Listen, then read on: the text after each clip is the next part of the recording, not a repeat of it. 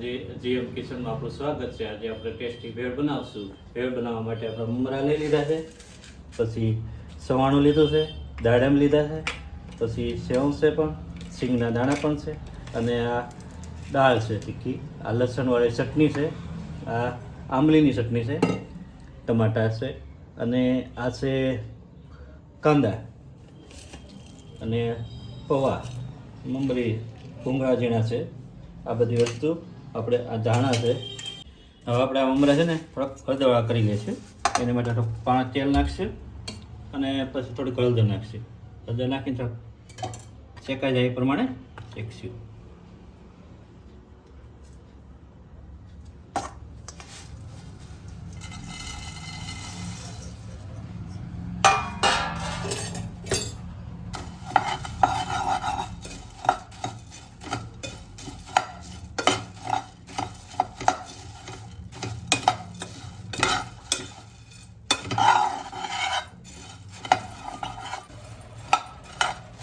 હવે આપણે મમરા શેકાઈ ગયા, રજવાળા થઈ ગયા, ફર્સ્ટ ક્લાસ આપણે એક અલગ ડીશમાં કાઢી લઈશું। અને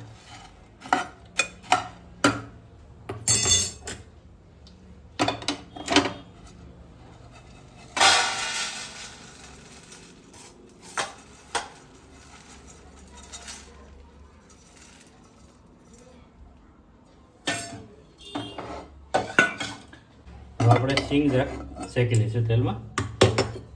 એના માટે તેલ નાખશું।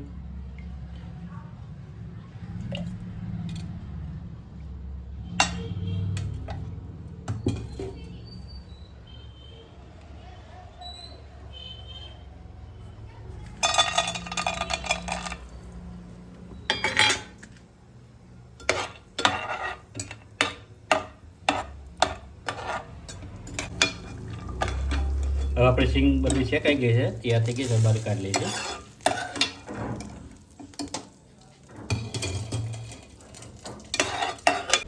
હવે આપણે ભેળ બનાવવા માટે તપેલી લઈ લીધી છે, તેમાં નાખશું મમરા। શેકાઈ ગયેલા મમરા નાખી દઈશું। એમાં નાખશું સિંગ નાખી દીધી છે। એમાં આપણે સવાણું નાખીશું। સવાણું નાખી એમાં આપણે દાળ નાખ્યું, તીખી દાળ છે થોડીક તમતો। એમાં નાખશું આમ ભૂંગળા, થોડોક ભૂંગળા નાખી દઈએ થોડા।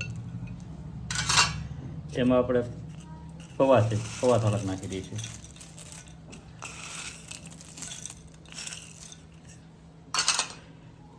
એમાં આપણે થોડાક કાંદા છે, કાંદા નાખી દઈએ। થોડાક ટમેટા નાખીશું, ટમેટા પણ નાખી દીધા। હવે આમાં થોડુંક લીંબુ નાખીએ, એક કડો।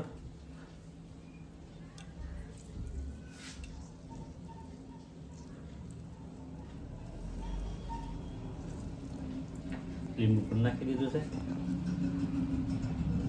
હવે આમાં થોડુંક ચટણી થોડુંક નાખી દઈશું।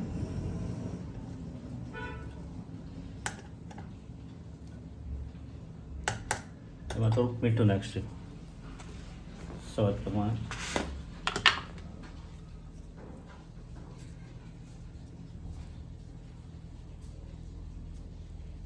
મીઠું નાખી દીધું છે, આમ હલાવી નાખીશું।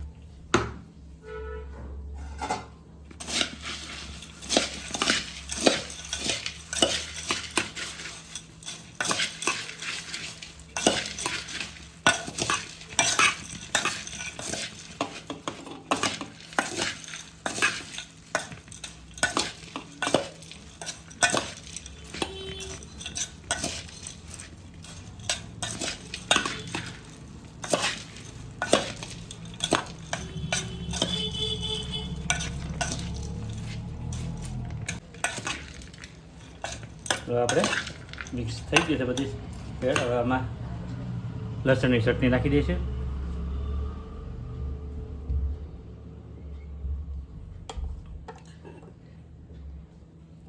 આંબલીની ચટણી નાખશું એમાં।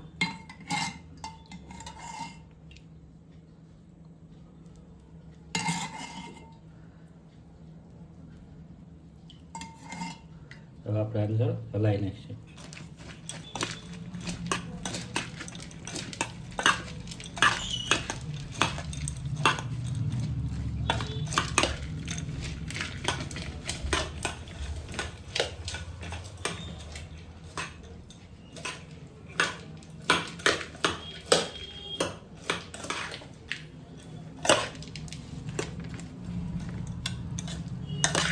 ફાઇનલી આપણી ભેળ તૈયાર થઈ ગઈ છે. આપણે કરીશું સર્વ.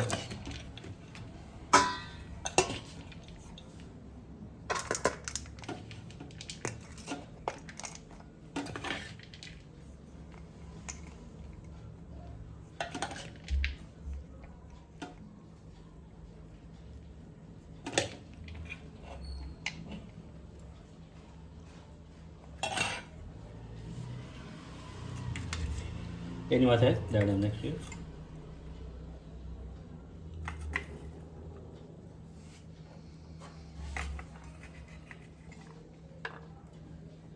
એની માથે થોડુંક સેવ નાખી દઈશું.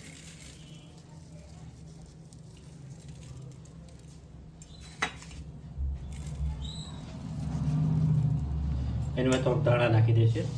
ધાણા નાખી દઈએ થોડા.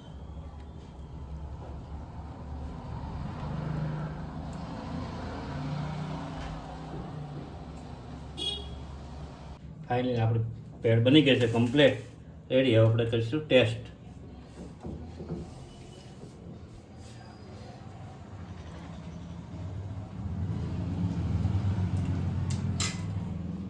મસ્ત સુપર બની છે.